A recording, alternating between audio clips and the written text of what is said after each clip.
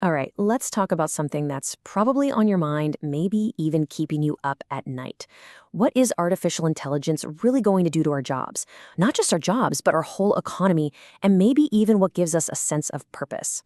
The answers, well, they might be a lot more extreme than you're thinking. So let's just dive right in. Forget about slow and steady change over the next 50 years. I want you to think about this. What if we're facing a nearly complete overhaul of the entire job market? And what if it's not happening in some distant future, but like within the next 5 to 6 years? You heard that right. That's a quote from Dr. Roman Yambulski, an expert who's been deep in the world of AI safety for over 15 years. This isn't just some wild guess. It's a serious prediction from someone on the front lines. A 99% unemployment rate. It's a shocking number. So let's unpack how he even gets there. To get a handle on the job situation, first, you have to grasp the absolutely insane speed at which AI is moving. Seriously, this isn't just another tech trend like the smartphone. This is a tsunami, a massive wave of change that's building momentum fast. I mean, just look at this timeline. It really puts things into perspective. Only 3 years ago, the most advanced AI models couldn't reliably do high school algebra.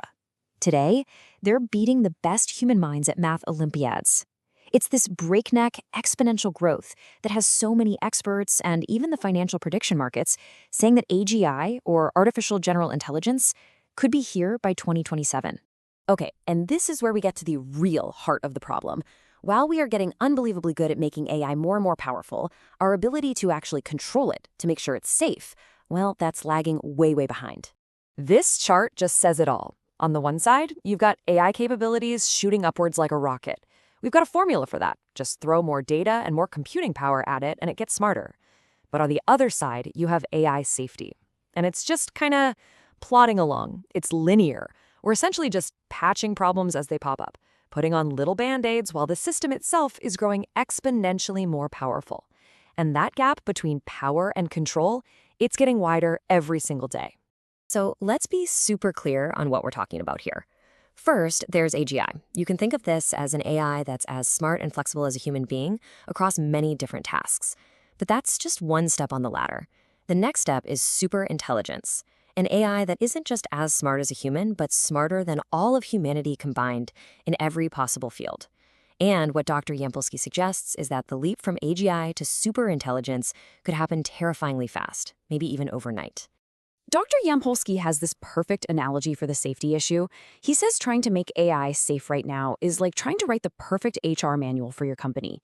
You can make all the rules you want, but a really smart employee will always, always find a loophole. They'll find a way to work around the rules you wrote. That's what we're doing. We're just patching behaviors instead of solving the fundamental problem of control. Okay, so with that level of intelligence hurtling towards us, it brings us to the big question: jobs. The whole idea that any profession is truly safe from automation, well, it starts to look a little shaky. And this is what we all think, isn't it? Okay, but my job is different. My job needs real creativity, or my job requires a human touch that a robot could never have. But let's be honest with ourselves and really put that idea to the test. Let's just run down the list here. Drivers, we see self-driving cars on the road right now. Coders, AI is already writing code, and in some cases, it's becoming a better prompt engineer than the humans using it. What about professors? Well, an AI could analyze every great lecture ever given and create the perfect, most engaging lesson. Even this, what I'm doing now, an AI could probably do it better.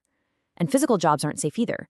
The prediction is that by 2030, humanoid robots will be advanced enough to do things like plumbing.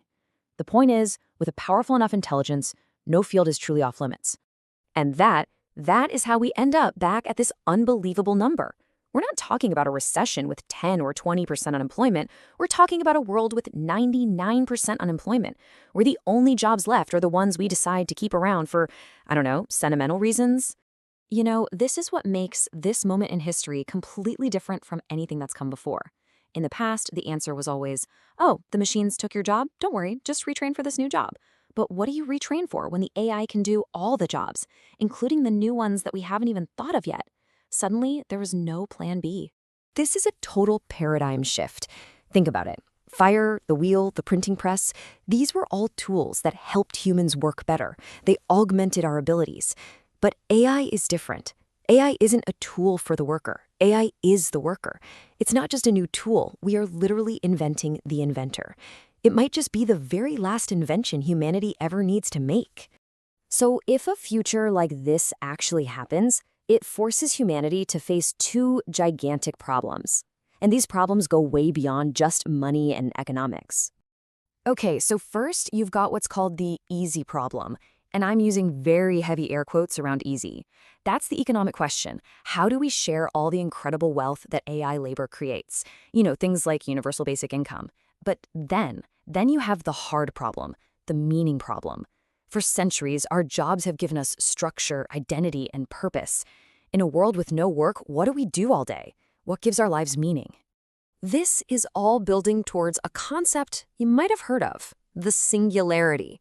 It's basically the point of no return, the moment when technological growth powered by a superintelligence becomes so fast and so profound that we literally cannot predict what happens next. It's like the event horizon of a black hole. We have no idea what's on the other side. So how can we even begin to imagine an intelligence that vast? Dr. Yampolsky has a great way to think about it. He compares it to his dog. His French bulldog might know he's about to leave the house, but it has zero concept of why he's going to do a podcast.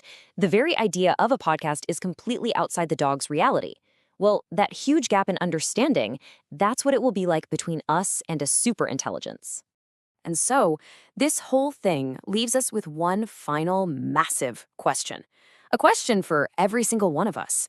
If the things that have defined who we are for thousands of years, being a worker, a provider, a creator, an inventor, if all of that is suddenly gone, what's left?